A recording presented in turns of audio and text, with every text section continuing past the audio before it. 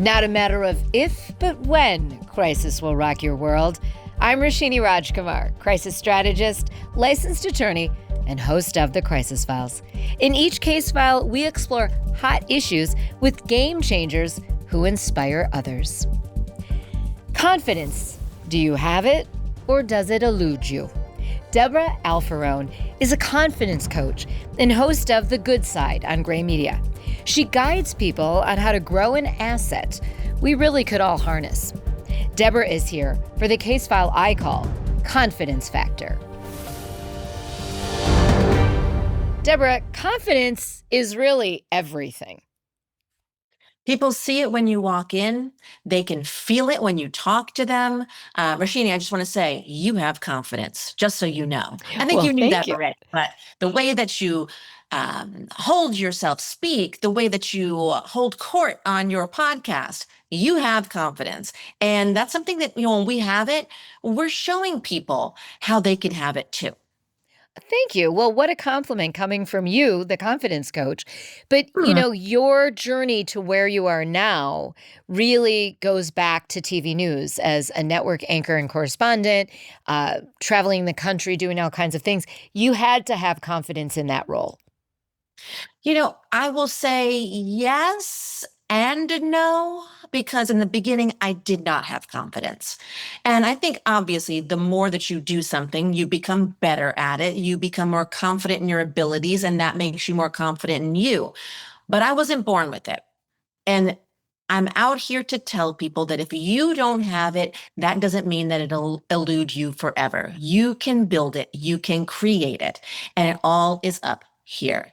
Sometimes you think you need to have, a couple more years of experience or a couple of awards or a couple of whatever it is, whatever your thing is, you need a couple more of those.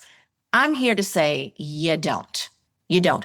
It's a transformation in your head. Well, and this is part of why we're here on the Crisis Files, is to prevent crisis, but also to help people transform so they're living lives better, more not only confidently, but in an empowered state of mind. So you, as you're doing your previous life as a network correspondent, as very much on TV, very public, you were getting requests from younger up-and-coming journalists. Tell us a little bit about how that played out and kind of led to what you're doing today. So I was just your average reporter out there covering, Roshini, the water main break, to, the snowstorm, to, of course, big and important things as well, elections, and sometimes wars, impeachments, insurrections. There's so many things that I covered in my time as a network correspondent here in Washington, D.C. And before, I worked in New York City. I worked in Connecticut. I've covered you name it, I've covered it. I've even covered a cat up a tree here in Washington, D.C. I kid you not. And that's another story for another time. But as I was doing that, I realized all of the younger people at work would come up to me and ask me questions. And it became almost half of my job to mentor people. I don't know if they just felt comfortable doing that because I'm an open book, or, I don't know why, but I just knew that this was a calling. For some reason, these people are asking me questions. And so I hopped in a while ago, this Facebook group for TV news women.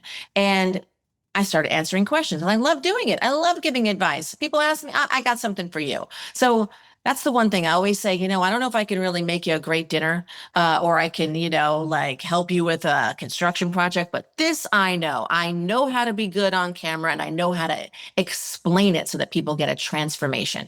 Because sometimes people will say, oh, well, just be more confident. Well, what is that? But I can help you get there. So long story short, I started giving advice, and I opened up my coaching business in, let's say, 2019, I believe it was, when I had left my then job as a weekend anchor for a local station in Washington, D.C. And, I didn't have a bunch of confidence because this, when we work in TV news, you can be the person that they love. And then next week, a new news director comes in, and then you're the person they want to get rid of. It's not like it's business. Fickle. It's very fickle. Yeah. Totally. And that's what happened to me. And so I left my job, a job that I thought I would have for a while, and I bet on myself. I decided I'm going to open this coaching business, and I started helping people and helping them. And then all of these young women, because it was mostly women who worked in small markets, said, you're not just helping me become a better reporter, you're helping me become a better person. Because confidence, standing up for yourself, asking for what you want, all of that is something you need in life. And I've been infusing everything that I do with that now. My social media, I try to help people. And, after that, I kind of bet on myself and got back in the business and started working for CBS News. And that was, again, I had to bet on myself. And I kind of took some of the advice that I was giving other people and asked for what I wanted. Yeah, so some of it is knowing what you know and also visualizing who you can be. It's also understanding what you don't know and not trying to be someone or something you're not. But the bet on yourself and to ask for what you want are two really good tips.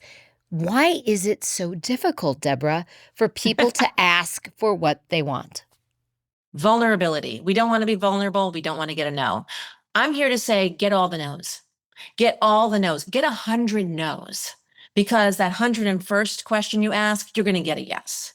I got this opportunity at Network, which, is like fairly hard to get, right? I've been trying that for years. I interviewed at CBS no less than 5 times over the years, and it was the right time and the right person and the right situation. But it all started with an ask that I made decades before. Before I even got into the business, I was sitting at home watching 48 Hours. I don't even know what I was doing at the time. I was working in an office, and I knew I wanted to pursue journalism. I was young, and I watched this show, and the credits rolled. And Roshini, you're going to die, like, when I tell you this, but like, I was like, okay, well, who's got the biggest name on here? Oh, the executive producer. That's who I should call. Picked up the phone, called CBS News in New York City on a Saturday night, asked for the executive producer, and lo and behold, she answers. And of course, when she answered, I'm like, I don't know what to say, but I just spit it out and was like, I just watched 48 Hours, and I am so taken with it. I think it's amazing, and I really want to be a CBS News correspondent. How do I go about that? And I think Wow. this woman was so taken with, like, it's kind It of was funny. sweet and naive and It's funny. sweet, naive. Yeah. Totally. Totally. It was sweet. But I was nervous as hell and did it anyway. And she was so kind, and she invited me in. She invited me to Wow. see news, yeah, to give me a tour. And we kept in touch over the years. And lo and behold, years and years later, when I actually was working and I actually had the experience, when I could actually do the job, she became the head of news. And I sent her an email and didn't even ask for a job, just was like, yay, I'm so happy for you. And then realized, oh, you should be asking her for a job. Because now you were ready. Yeah. And it wasn't like it came that quickly. It wasn't like she said, oh, yeah, we'll hire you. I had to go to this one and that one, and I still had to fight for it. But I did. Hold on. This isn't her calling, is it? No. Okay. Live TV. It just was the right time. And so the ask that I made decades before paid off for me. So can you imagine, if you make an ask today, what this could do for you in the future? And that is talk about planting the seeds, right? But it really does require a belief in yourself to plant those seeds and not necessarily expect that next week the flower blooms, because that's No. just not how it works, even in a garden, let alone in our own lives. So, but you, and if people look, and they will, at all your socials and your website, you really have gone deep on this confidence piece, which to me is really illuminating and wonderful. We have not explored the topic just for itself before on the Crisis Files, but the way that you present this topic of confidence and the advice you're giving to people all over the country really caught my attention. And I didn't know Debra, and I reached out to Debra just based on what I saw on what I believe was your Facebook page.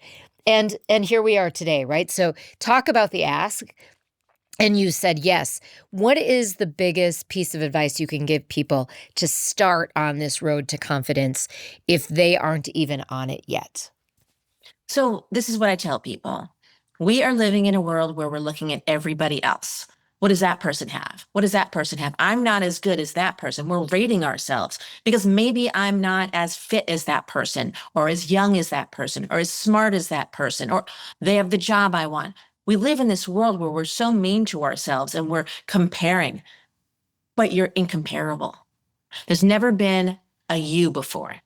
There's never been anyone like you of your DNA. There's no one at all. You cannot compare. It's just, well, number one, it's stupid. Okay. It's a losing game. And it's also just incorrect because you cannot compare. So you are a miracle that you're here, is what I tell people. And it's the truth. We are miracles. So how can we compare ourselves? We just have to start from like a flat surface, like a flat line there, like just let's just enjoy everything and celebrate everything about ourselves. Because even though that one over there has that job and that one over there is 5 pounds skinnier than me, I am perfect the way I am.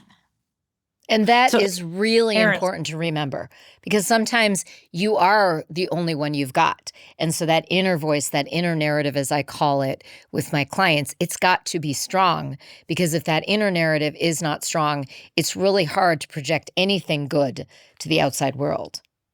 absolutely. And I've done it. I absolutely did not grow up with parents who were pouring into me and saying, "Oh, you're so smart, you're so good, you can do anything you want." I definitely did not grow up with that. I mean, I was a latchkey kid where they weren't telling me I was great. Nobody was telling me that. I had to be an adult to figure this out. And like the thing about getting older is, well, okay, yeah, you got a couple more wrinkles, but you're so smart. I mean, you're just so much smarter than you were as a kid. I was so mean to myself as a kid. It was terrible. I mean, my story is that I was a high school dropout. My parents weren't looking after me. I just kind of got lost in the sauce and dropped out of high school. And somehow, some way, I got saved from people who did pour into me here and there. I call them label whisperers, someone who's like sees something for you and kind of just, I don't know, inspires you in some way. And that's how I came to be in the world where I'm just maybe a little kinder to myself, but I definitely did not grow up with any great advantages other than, just, uh, being a white woman in the United States. That's it. Like I did not grow up with like parents pouring into me and a whole bunch of money and the connections. No, everything I got, I asked for and 5, 10, 20 times. I mean, Yes, I have it's no one so else. No important. one else is doing it for And me. having that resilience is also so important. Well, your show is called The Good Side. And as this episode drops, it's turning into a daily show. Where can people all over the United States find The Good Side, Debra? So go to thegoodside.tv. We air on gray media stations all across the country. And if there's not a station in your area, download our app, Local News Live, LNL, and you can watch The Good Side anywhere. We're on YouTube, we're on Instagram, we're on TikTok, we're everywhere. But it's a half hour of good news. Good I've been news. covering a lot of stuff for a long time. You know how it is, right? And now I get to cover good news, puppies who kids are reading to in libraries, a man who has Parkinson's finds a rock climbing gym, and now he realizes this really helps him. So now they've started this whole movement and this whole nonprofit where other people with Parkinson's are coming there. Now they have a Wow. community. They're seeing that they have better balance. They have better mobility. I mean, these are just a couple of, I've got a 93-year-old woman who plays piano in a band. And that's just the tip of that story. Granny and the boys. But anyway, I could go on. Lots of great stories on The Good Side. So we invite you to look up Gray Media, a Gray Media station, TV station near you, or the app, and check out The Good Side with Debra. And you can also find Debra all over social media at Debra Alfarone or Debra at DebraAlfarone.com. So very easy to find you, very consistent with your name. Thank you so much for being with us and giving us a little bit of the good side today, Debra. Oh, it's always a good side when I'm with you. Thank you for having me. And everyone, just remember, There's no one like you. You're perfect. You're wonderful just the way you are. How could you not be confident in that? Great way to wind it up. This case file is powered by Petal and STEM. Known as an aging architect, Dr. Deepa Pai focuses on elevating the standard of care in the medical aesthetics industry. Clients from all over the United States visit Dr. Pai for her customized offerings. Petal and STEM is one of the only med spas in the U.S. to use a hospital-grade ultrasound machine. For a customized skin treatment journey, and to see why Dr. Pai and team have clients getting on a plane for their expertise, go to petalstemmedspa.com. Rate, review, and subscribe to The Crisis Files on your platform of choice. Follow us on YouTube and Instagram at The Crisis Files. Visit thecrisisfiles.com for all episodes of the show. I'm Roshini Rajkumar. Join me next time on The Crisis Files.